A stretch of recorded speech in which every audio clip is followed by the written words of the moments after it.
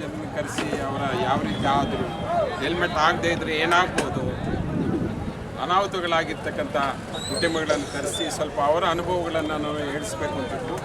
ಆದರೆ ಒಂದಷ್ಟು ತುರ್ತಾಗಿ ಜಾಸ್ತಿ ಓವರ್ ಆಗಿರೋದ್ರಿಂದ ಎಲ್ಲ ಚೌಕಟ್ಟಾಗಿ ಮಾಡೋಕ್ಕಾಗಲಿಲ್ಲ.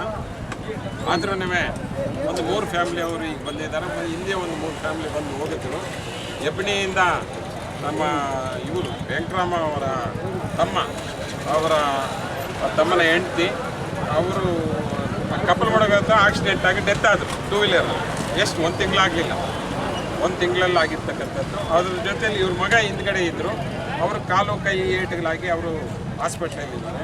ಆ ಇಬ್ಬರಿಗೂ ಹೆಲ್ಮೆಟ್ ಇದ್ದಿದ್ರೆ ಒಂದಷ್ಟು ಜೀವಹಾನಿ ಆಗ್ತಾ ಇರಲಿಲ್ಲ. ಅಂಥದ್ದಕ್ಕೆ ಈ ಕಾರ್ಯಕ್ರಮವನ್ನು ಹಾಕಿರ್ತಕ್ಕಂಥದ್ದು. ಈ ಕಾರ್ಯಕ್ರಮ ಇನ್ನೂ ಒಂದಷ್ಟು ಯಶಸ್ವಿ ಆಗೋದಕ್ಕೆ ಮುಂದೆ ಪ್ಲಾನ್ ಮಾಡಿದ್ರು ನಾವು ಯಾವ ರೀತಿ ಮಾಡೋದು. ಎಲ್ಲ ಜನರು ಸಹಕರಿಸೋದಕ್ಕೆ ಎಲ್ರಿಗೂ ಧನ್ಯವಾದಗಳು ಹೇಳ್ತೀವಿ. ಮುಂದೆ ಯಾರು ನಿರಾಶೆ ಪಡುವುದು ಬೇಡ.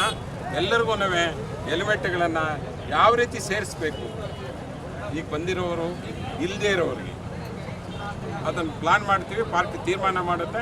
ಎಲ್ಲ ತಾಲೂಕಿನ ಜನತೆ ಇವತ್ತಿನ ಕಾರ್ಯಕ್ರಮಕ್ಕೆ ಸಹಕರಿಸಿದರೆ ಎಲ್ರಿಗೂ ಧನ್ಯವಾದಗಳನ್ನು ಹೇಳ್ತೀವಿ.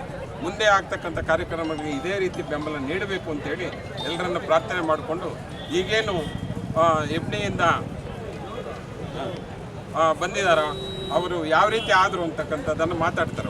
ಒಂದೇ ಒಂದು ನಿಮಿಷ. MLA ಪ್ರೋಗ್ರಾಮ್ ಇತ್ತು, ಕೂಲಿ ಕಾರ್ಮಿಕರ ಕಿಟ್ ಕೊಡ್ತಾರೆ ಅಂತ. ಅವರಿಬ್ಬರು ಕೂಲಿ ಕಾರ್ಮಿಕರು ಒಂದು ಕಿಟ್ಟನ್ನು ಇಗಿಸ್ಕೊಂಡು ಬರ್ತಾ ಹೆಲ್ಮೆಟ್ ಹಾಕ್ದೇನೆ ಒಂದು ಟ್ರ್ಯಾಕ್ಟರ್ ಹೊಡೆದು ನನ್ನ ತಮ್ಮನ ಮೃತ್ಯುಪಟ್ಟಿದ್ದಾನೆ. ನಮ್ಮ ತಮ್ಮನ ಹಿಂಭಾಗದಲ್ಲಿದ್ದವನಿಗೆ ಒಂದು ಕಾಲು ಒಂದು ಕೈ ಫ್ರ್ಯಾಕ್ಚರ್ ಆಗಿದೆ. ಇಂಥವಾಗೆಲ್ಲ ಆಸ್ಪದ ಕೊಡ್ದೇನೆ ಹೆಲ್ಮೆಟ್ ಧರಿಸಿ ಅಂತ ನಾನು ಕೇಳ್ಕೊಳ್ತಾ ಇದ್ದೀನಿ. దానికి యాక్సిడెంట్ అయ్యింది. వాళ్ళకి తొందర అయింది చాలా.